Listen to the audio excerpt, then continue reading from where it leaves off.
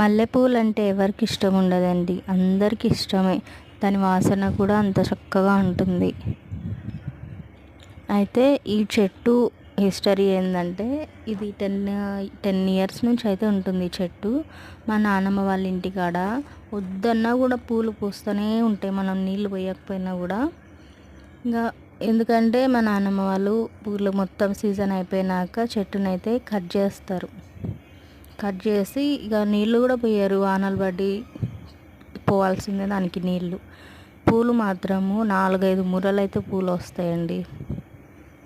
ఇది మా నాన్నమ్మ వాళ్ళ అత్తయ్య వాళ్ళ ఇంటికాడ నుంచి తెచ్చుకున్న చెట్టు అంట.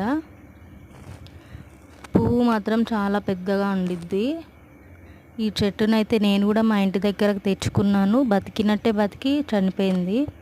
మళ్ళీ ఊరు వెళ్ళినప్పుడు మళ్ళీ అయితే తెచ్చుకోవాలి.